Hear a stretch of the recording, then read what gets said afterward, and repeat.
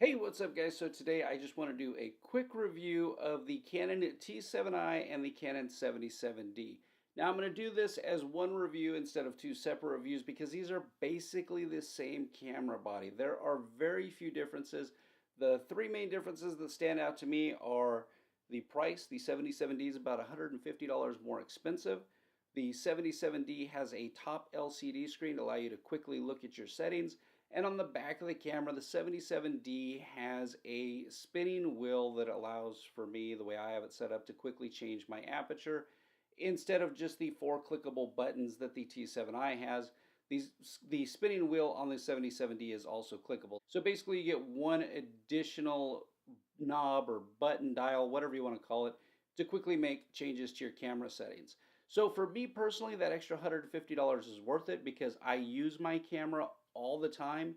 And so the ability to quickly look at my settings and to quickly change my aperture with the spinning wheel right there on the back of the camera, it's worth it to me. But if you're just starting out or if you don't plan on using your camera a whole lot, you probably will never notice the difference. Outside of that, these two things are basically exactly the same. The bodies are the same size. The 77D weighs a couple of grams more, but the sensor performance, the autofocus system, all of that stuff, it's all exactly the same between these two cameras. So I've been very critical of Canon for the last couple of years and the products that they're putting out, but I think that Canon finally hit a home run with these two camera bodies.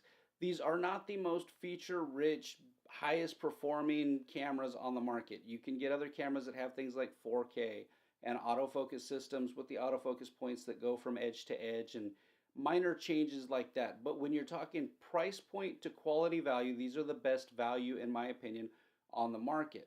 They provide a very high quality level of video, even though it's not 4K. The autofocus systems work very well. These cameras have Canon's dual pixel autofocus system, which works very well in live view and for video mode, and it's one of the best around. And it performs adequate for both video and for stills, even shooting things like sports. I found the autofocus system worked very well, and it was pretty darn good. It's not the fastest in the world, but it's more than good enough for most people's use. But in order to jump into one of these systems, like let's say a Sony camera that shoots in 4K and does have edge-to-edge autofocus points, you're looking at several $100s to a few $1,000s more for the camera body, and you're also looking at more expensive lenses with the Sony system. So you're going to spend probably a minimum of close to $1,000 more to jump into an entry-level Sony system as opposed to this. Now, if quality is your number one concern, then yes, you probably should go with something like a Sony or a more expensive Canon camera. But if you want something that is, in my opinion, more than good enough, but if you want some decent quality at a good price point, this is the best system to buy into. I think the system is great for people who are vlogging. I have had the opportunity to use the 77D and the T7i on two separate occasions. I've had each camera for a week at a time, so I've spent basically 4 weeks total with these two camera bodies. And one of the challenges that I had in using these camera bodies was that my son, who has a vlog, kept stealing them from me because he liked them so much for vlogging. The T7i and the 77D have full articulating LCD screens, which makes it very easy for you to see yourself when you're vlogging.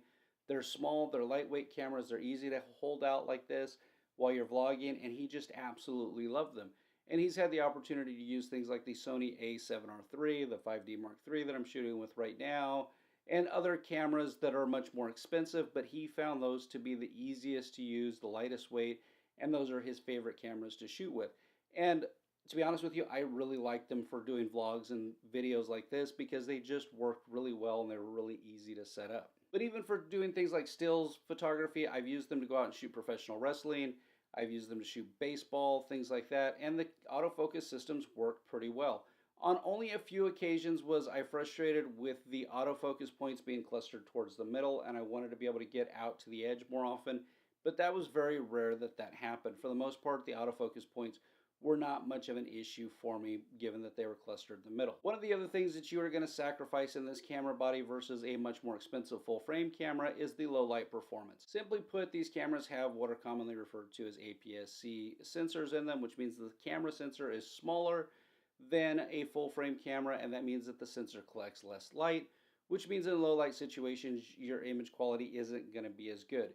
But I found these cameras to be adequate to use all the way up to ISO 6400 without much of a problem. And I guess in a pinch, you could go up to 12,000. But for good quality images, you probably don't really want to go past 6400, which in most situations you probably will not have to. Surprisingly, DxOMark, who rates camera sensors, they don't have an actual ISO rating on the 77D and the T7i posted on their website yet, which I don't understand because these cameras have been out for quite a while. But there is no rating. So looking around online for a scientific ISO rating, I couldn't find one, but I found some websites that had direct comparisons to other camera bodies, including other Canon camera bodies. And I looked through some of my image files for cameras that I've also shot with recently and compared them. And I would say that these camera bodies, the ISO performance is comparable to the more expensive Canon 80D. And I found that the Canon 80D is very comparable to the performance of the Canon 7D Mark II, which when it came out was considered the king of low light camera bodies for APS-C sensors, but it's getting a little bit old and it's time for an update on that.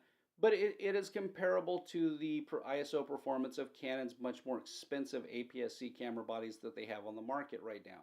And it's not too far behind the Sony APS-C camera bodies. So you're not getting a terrible quality image with these, even though these are very budget-minded cameras. One of the other things that I really like about Canon's system is their wireless app. I've used some of the other camera manufacturers' wireless transfer functions, and I found them to not be consistent. I found problems with them. I just overall wasn't happy with them. Canon's is the only one that I've used that it works consistently, reliably. It's easy to use. You can transfer images just with incredible ease. I don't remember actually ever transferring any video files. I may have. I don't remember if I have or not. But as far as still images go, and I would assume videos would be the same, transferring them to the computer, to my iPhone, whatever, it was just a breeze. It happened really quick and it wasn't any problem at all. So overall, if you are a budget vlogger, somebody who just wanted to get into photography, you really can't go wrong with the T7i or the 77D. They're both great cameras as long as you understand their limitations, that they simply don't have some of the functionality that the more expensive cameras have. But at this price point, you should be more than satisfied with what you get, and you're going to be able to get very high quality images, very high quality video with these camera bodies, even if it's not necessarily the best in the world. But for the price, you really can't complain much. Canon really did a good job with these cameras. So if you have any questions about these cameras or anything else, leave me a comment below and I'll do my best to answer your question. Thanks for watching, guys. Have a great day.